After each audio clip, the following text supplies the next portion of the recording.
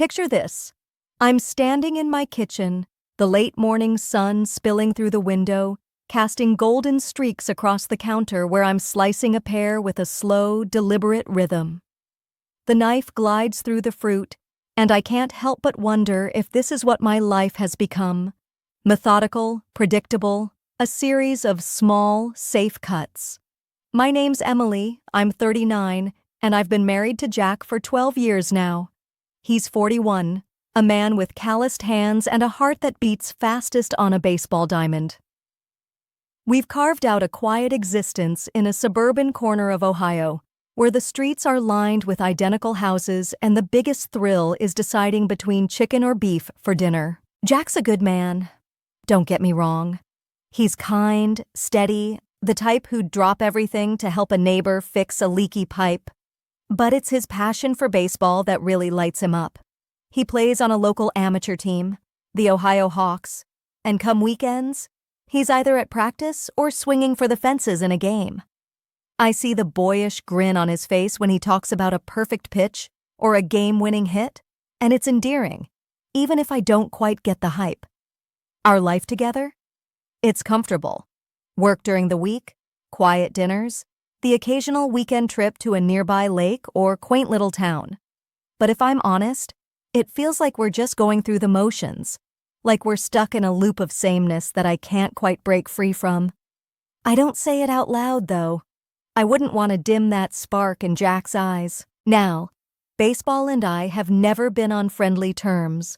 To me, it's a slow crawl of a sport, endless innings of waiting for something, anything, to happen.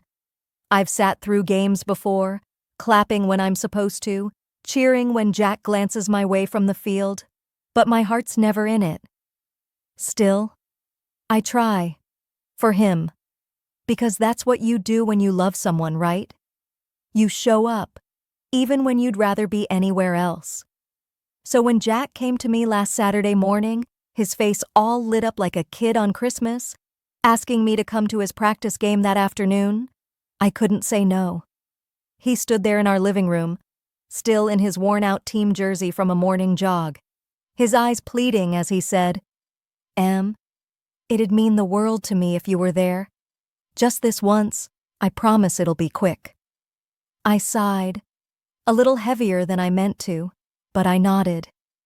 How could I resist that look? I packed a small bag, sunscreen to shield my skin from the relentless Ohio sun, and a dog-eared novel to keep me company during the inevitable stretches of boredom.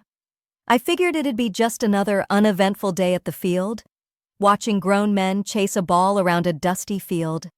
But as I pulled into the parking lot of the local baseball field around 2 p.m., I could already feel the weight of the day pressing down on me.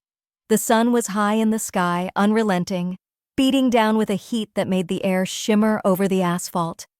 I slung my bag over my shoulder, squinting against the glare as I made my way toward the bleachers. They were mostly empty, just a handful of other spouses and a few kids scattered across the rows, their chatter barely audible over the distant thwack of bats meeting balls. I picked a spot in the front row, the cracked wooden bench groaning under my weight as I settled in. The wood was rough, splintered in places, and I could feel the heat radiating off it, seeping through my jeans. The field stretched out before me, a patchwork of faded green grass and reddish dirt, the baselines chalked in stark white lines that seemed to glow under the harsh light. The air carried the faint, gritty smell of sweat and earth, mingling with the occasional whiff of hot dogs from a nearby concession stand. Players shouted to each other across the diamond, their voices sharp and urgent, while the rhythmic crack of bats echoed like gunfire in the still afternoon. It was all so alive, in a way I couldn't quite connect with. I scanned the field for Jack and spotted him near second base, decked out in his navy and white uniform, the number 17 emblazoned on his back. He caught my eye and waved, his grin wide and boyish, full of that infectious energy he always had out here. I lifted a hand in return, a half-hearted gesture, before reaching into my bag for my book. I'd promised to be here, but I hadn't promised to be enthralled. I tried to watch for a few minutes. Really, I did. I tracked the players as they ran through their warm-up drills, listened to the coach bark orders from the dugout, and even attempted to follow the rhythm of the game as it started. But my mind wandered almost immediately. I glanced at my phone, scrolling aimlessly through notifications that didn't matter. I counted the innings, though I wasn't even sure I was doing it right. Time seemed to drag, each second stretching into eternity under that merciless sun. I sighed, louder than I meant to, and flipped open my novel, hoping the pages would offer some escape from the monotony of strikes and outs. That's when I noticed him. Out of the corner of my eye, I caught movement. A figure approaching the bleachers with a stride too purposeful for this casual setting. I looked up, and there he was. A tall man, maybe in his late 40s, dressed in a sharp navy suit that looked absurdly out of place among the t-shirts and shorts of the crowd. His hair was slicked back, dark and glossy, and his posture screamed confidence, like he owned every inch of ground he walked on. My first thought was that this guy didn't belong here, not at a dusty local baseball field on a sweltering Saturday afternoon. My curiosity piqued as he climbed the bleacher steps with that same unshakable confidence, his polished shoes clicking against the metal with every stride. He stopped right beside me, close enough that I could catch the faint, crisp scent of his cologne over the gritty smell of the field. I shifted uncomfortably, clutching my book a little tighter, but before I could even ask if he needed something, he turned to me with a smile that was equal parts charming and dangerous. "I'm Richard," he said, his voice smooth as polished stone, deep enough to send a shiver down my spine despite the heat. I barely had time to process his name before he reached over, his movements deliberate, and took my hand. My breath caught in my throat as he guided it to rest on his thigh, his grip firm but not harsh, holding me there as if it were the most natural thing in the world. His eyes locked onto mine, intense and unyielding, like he could see straight through every wall I'd ever built. My heart slammed against my ribs, a wild, erratic rhythm, and for a moment I was frozen. I couldn't think, couldn't move, couldn't do anything but stare back at him, caught in the weight of his gaze. Finally, my voice stumbled out, shaky and barely above a whisper. "What are you doing?" Richard's lips curled into a smirk, unfazed by my obvious shock. He leaned in just a fraction, his voice dropping low, intimate, like we were the only two people in the world. "I couldn't help but notice you," he said. "Why don't we get out of here? I've got coffee in my office nearby, and I'd love to show you my aquarium. Rare tropical fish, you won't believe your eyes." His words hung between us, an invitation wrapped in something darker, something I couldn't quite name but could definitely feel. My mind screamed at me to pull away, to laugh it off, to tell him I was married, that my husband was right there on the field. But my hand stayed where it was, resting under his, the warmth of his touch seeping into my skin, igniting a rush of adrenaline I hadn't felt in years. I was stunned, torn between shock and a dangerous curiosity that clawed at the edges of my thoughts. My life with Jack? It was safe, predictable, a steady hum of routine. But this was a jolt, a spark of something reckless and alive, something I didn't even know I'd been craving until this very moment. I glanced toward the field, catching sight of Jack sprinting toward third base, completely oblivious to the storm brewing in the bleachers. Guilt twisted in my gut, sharp and cold. But it was drowned out by the heat of Richard's gaze, the way his thumb brushed lightly against my knuckles, a silent promise of something more. Then he dropped the bombshell that hit me like a fastball to the chest. "I'm the director of the Ohio Hawks," he said casually, as if it were nothing, as if he hadn't just flipped my entire world upside down. My breath hitched. The director. The man who held Jack's passion in the palm of his hand, who could make or break his place on this team with a single word. I should have recoiled, should have yanked my hand away and bolted back to the safety of my book, my boredom, my loyalty. But instead, that revelation only fanned the flames of this twisted thrill. The danger of it, the power he wielded, the sheer wrongness of this moment. It was intoxicating in a way I couldn't explain, let alone resist. I looked at Jack again, his figure small and distant on the field, lost in his game, in his world. Then I turned back to Richard, his offer still lingering in the air like a dare, a challenge I knew I shouldn't accept. My mind was a battlefield, loyalty to Jack on one side, screaming at me to stay put, to be the wife I'd promised to be, and on the other, this restless, bored part of me. I don't know how I ended up here. In the passenger seat of Richard's sleek black car, the engine purring softly as we pull away from the baseball field. My heart still racing from the moment I made the choice to leave with him, to step into this unknown. The decision felt like jumping off a cliff, terrifying, exhilarating, and utterly irreversible. I keep my eyes fixed on the road ahead, not daring to look back at the field where Jack is still playing, oblivious to the fact that I've just walked away from everything familiar. Richard's presence beside me is a quiet storm, his hands steady on the wheel, his cologne filling the small space with that same crisp, intoxicating scent I noticed earlier.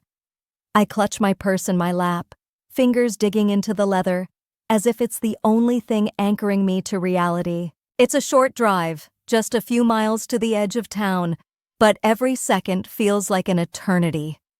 We pull into the private parking spot of a towering modern office building that seems to rise out of nowhere, all glass walls and sharp angles, gleaming under the late afternoon sun. It's the kind of place that screams money, power, and secrets. Everything my quiet suburban life isn't. Richard cuts the engine and steps out, coming around to open my door with a gesture that's both chivalrous and commanding. I hesitate for a split second, my breath catching, but then I step out, my sandals clicking softly against the pavement as I follow him inside. The lobby is all marble and chrome, cool air washing over me as we head straight for the elevator. The silence between us is heavy, almost suffocating, as the doors slide shut and we begin our ascent to the top floor. My pulse is pounding so hard I'm sure he can hear it, each beat a question. Why am I here? Why didn't I turn back? But my feet stay planted, my resolve wavering, but not breaking. The elevator dings, and the doors open to reveal a hallway that leads to a single, imposing door. Richard unlocks it with a swipe of a keycard, holding it open for me to step inside. His office is nothing short of breathtaking, a sprawling space that feels more like a penthouse than a workplace. Floor-to-ceiling windows line one wall, offering a panoramic view of the city below, the buildings and streets stretching out like a map of possibilities I've never dared to explore. A polished mahogany desk dominates the center of the room, its surface pristine, reflecting the soft glow of recessed lighting. Along another wall, just as he'd promised, is a massive aquarium, its glass shimmering with the movement of vibrant, exotic fish darting through intricate coral formations. The colors are mesmerizing: electric blues, fiery oranges, and deep, velvety reds. Each fish a tiny work of art gliding through the water. It's beautiful, almost hypnotic, and for a moment I forget where I am, lost in the underwater world he's created here. Richard moves with an easy confidence, crossing the room to a sleek coffee machine tucked into a corner. He pours 2 cups, the rich, bitter aroma filling the air, and hands one to me with a smile that's all too knowing, like he can see every thought racing through my mind. "Take a look at this," he says, his voice smooth and captivating as he gestures toward the aquarium. He points out a particular fish, its scales shimmering with an iridescent glow, and tells me its name, something foreign and unpronounceable, rolling off his tongue with an effortless charm. I nod, pretending to listen, but my focus is slipping. I sip the coffee, barely tasting it, the warmth of the cup doing little to steady the tremor in my hands. He steps closer, his presence overwhelming, the heat of him cutting through the cool air of the office. My breath hitches as he speaks again, his tone low and deliberate. "Why don't you sit here?" he says, motioning not to a chair, but to his lap as he settles into a plush leather seat behind the desk. His posture relaxed, but his eyes sharp, locked on mine. I freeze, the weight of the moment crashing over me like a tidal wave. My heart is a drum in my chest, pounding out a rhythm of fear and want as I stand there, caught in the gravity of Richard's gaze. I know I should turn away, should run back to the elevator and never look back, but my body betrays me. I take a hesitant step forward, then another, until I'm close enough to feel the heat radiating from him. I lower myself onto his lap, the leather of the chair creaking softly under our combined weight, and his hands find my waist, steady and possessive. My breath catches as he leans in, his lips brushing against my neck, sending electric shivers racing down my spine. I close my eyes, surrendering to the moment, letting every thought of Jack, of right and wrong, slip away like sand through my fingers. In that office, with the city sprawling out below us and the aquarium casting flickering light across the room, we cross a line. There's no coming back from. A moment of raw, unspoken connection that consumes everything else. Time seems to stop as I'm caught in a storm of emotions.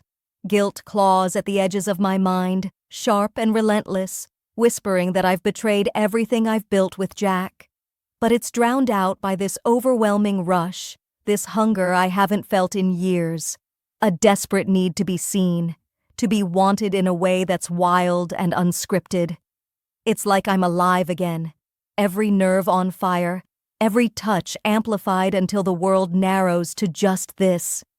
Richard's breath against my skin, the way his hands seem to know exactly where to linger. I'm lost in it, swept away by the thrill, by the forbidden taste of something I've denied myself for so long. It's wrong, I know it is, but in that suspended moment I don't care. I let myself fall, let myself feel, let myself forget. When it's over, reality slams back into me like a cold wind. I'm standing now, adjusting my clothes with trembling hands, my breath still uneven as I try to piece myself back together. I can't look at Richard, can't face the smug curve of his smile that I know is there without even glancing his way. My chest tightens as the weight of what I've done settles in. I've betrayed Jack in the worst possible way, shattered the trust we've built over 12 years in a single, reckless act. And yet, there's this other part of me, this defiant, unapologetic sliver that feels alive. It's like I've woken up from a long, numb sleep. And even as shame burns through me, there's a flicker of exhilaration. I don't know how I ended up here, in the passenger seat of Richard's sleek black car, the engine purring softly as we pull away from the baseball field. Richard's voice cuts through the silence, casual, almost too casual, as he leans back in his chair. "You know, I've got security cameras in here," he says, a glint in his eye that sends a chill skittering down my spine. "Just for safety, of course." My stomach twists, a cold dread pooling inside me as his words sink in. Safety?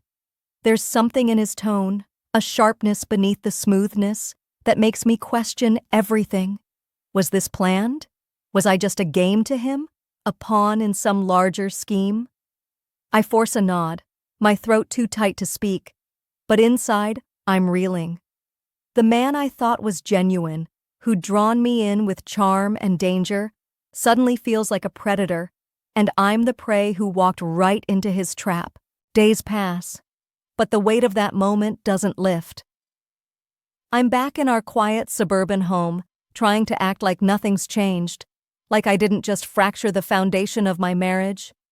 I go through the motions, cooking dinner, folding laundry, smiling at Jack when he talks about his day. But inside, I'm a mess. The tension gnaws at me, a constant ache I can't shake. Jack notices, of course he does. He's always been perceptive in his quiet way.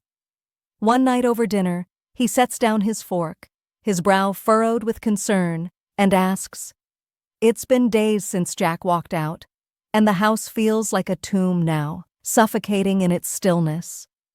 I wander through the rooms, my footsteps echoing off the hardwood floors, each sound a reminder of the void he left behind.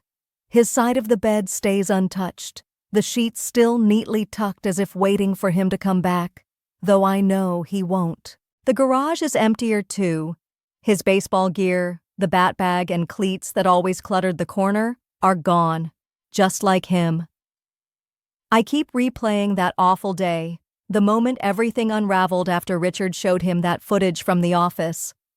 I can still see Jack's face, the betrayal carved into every line, the way his eyes darkened with a pain I'd never seen before. It cuts me, sharp and deep, but I can't stop reliving it, as if torturing myself might somehow make sense of the mess I've made. I miss him. I can't lie about that. I miss the stability Jack brought, the quiet love we shared, the way he'd hum under his breath while fixing something around the house, or how he'd pull me close on cold nights without a word, just because he knew I needed it. Those moments were real, and they ache inside me now, a hollow space I can't fill. But even as I mourn what's lost, I can't ignore the other truth burning in my chest. Richard woke something in me I thought had died long ago. A spark, a rush of life that surged through my veins in a way I hadn't felt in years. That day in his office, with the city sprawling below and the aquarium's light dancing across the walls, I felt seen, desired, alive in a way that's hard to describe without sounding reckless. And maybe I am reckless. Maybe that's exactly who I've become. A few days after Jack left, my phone buzzed on the counter, and my heart skipped when I saw Richard's name on the screen. His voice came through, smooth as ever, like velvet over steel, asking if I wanted to see the aquarium again, to step back into that world of color and danger. I stood there, frozen, the phone pressed to my ear, my breath shallow. I know what he did. Showing that video to Jack wasn't an accident. It was spite, or control, or some twisted game I don't fully understand. He used me, played me like a piece on a chessboard, and I should hate him for it. I should have hung up right then, told him to stay out of my life. But I didn't. Instead, I felt that pull again, that dangerous allure tugging at me, tempting me to say yes, to dive back into the chaos despite everything. I mumbled something noncommittal, stalling, but the truth is, I'm still tempted. Even now, I can feel the ghost of his touch, the way he drew me in, and it's a siren call I'm not sure I can resist. Looking around at the wreckage of my life, I see it all so clearly. Jack's trust is shattered, broken beyond repair, and I know I'm the one who swung the hammer.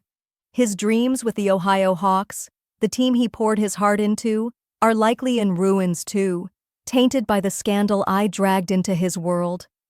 Our marriage, 12 years of quiet mornings and shared silences, lies in pieces at my feet. I should be drowning in regret, begging for forgiveness, clawing my way back to the life we had. But I'm not. I can't. That moment with Richard, as wrong as it was, as destructive as it turned out to be, made me feel something I'd forgotten was possible. It was like waking up after years of sleepwalking, and even though the cost has been devastating, I don't regret it.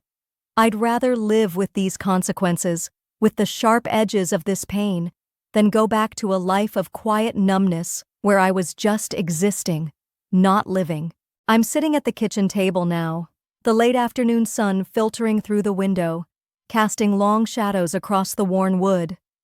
In front of me is Jack's old baseball cap, left behind in his "Don't forget to subscribe, like, and comment if you enjoyed this story. This will help us create more engaging stories for you."